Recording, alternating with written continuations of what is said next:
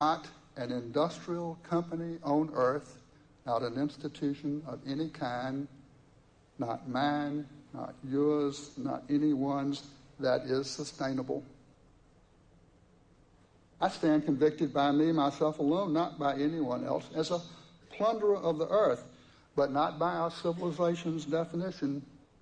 By our civilization's definition, I'm a captain of industry, in the eyes of many a kind of modern-day hero. But really, the first industrial revolution is flawed, it is not working, it is unsustainable, it is the mistake.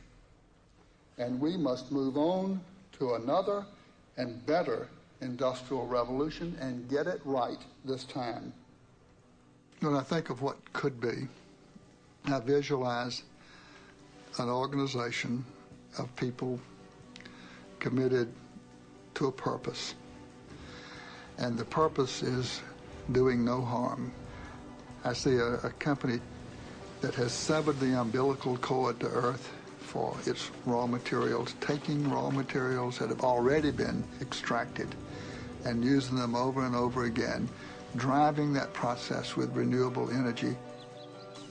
It is our plan, it remains our plan to climb Mount Sustainability, that mountain that's higher than Everest, infinitely higher than Everest, far more difficult to scale. That point at the top symbolizing zero footprint.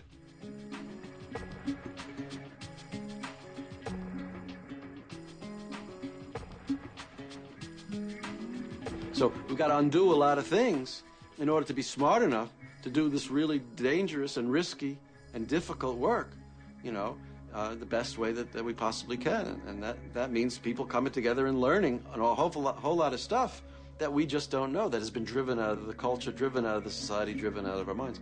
That, to me, is the most exciting thing. That is happening. It's happening all over the world now. En cierto momento de la lucha, el momento más culminante, el ejército se acuarteló, la policía también no salió de su cuartel, los congresistas desaparecieron, el gobernador se ocultó, denunció el gobernador, no había autoridad legal, la única autoridad legítima era el pueblo que estaba en un cabildo, que estaba en la plaza y que tomaba las decisiones en grandes asambleas y al final decidió sobre el agua. Y creo que la gente, los jóvenes y los viejos de mucho tiempo pudimos saborear, digamos, pudimos saciarnos de esa sed de democracia. ¡Y así lo hemos conseguido, compañeros! Hemos heredado una empresa, como toda empresa pública, con problemas técnicos, con problemas financieros, con problemas legales y con problemas administrativos. Nos estamos enfrentando.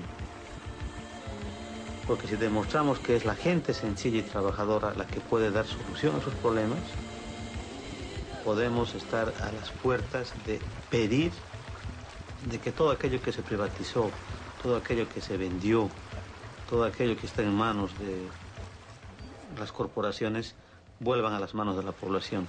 Y ahí aprendí una lección muy importante, de que uno no puede desconfiar en la capacidad del pueblo. Un eslogan que siempre yo había repetido en las marchas, de que el pueblo unido jamás será vencido. Y ver eso para mí fue muy grandioso.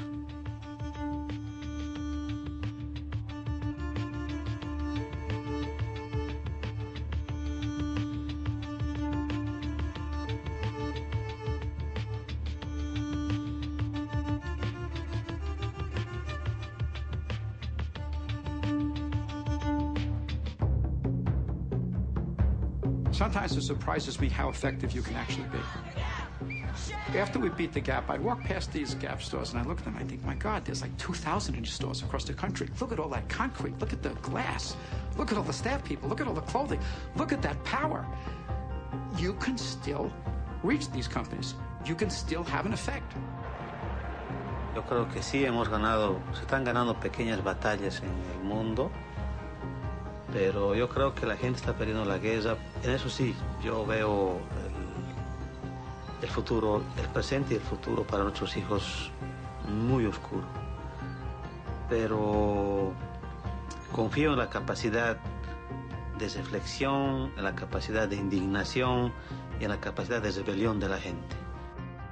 We can change the government. That's the only way we're going to redesign, rethink, reconstitute what capital and property can do. 15 corporations would like to control the conditions of our life. And millions of people are saying, not only do we not need you, we can do it better. We are going to create systems that nourish the earth and nourish human beings. And these are not marginal experiments. They are the mainstay of large numbers of communities across the world. That is where the future lies.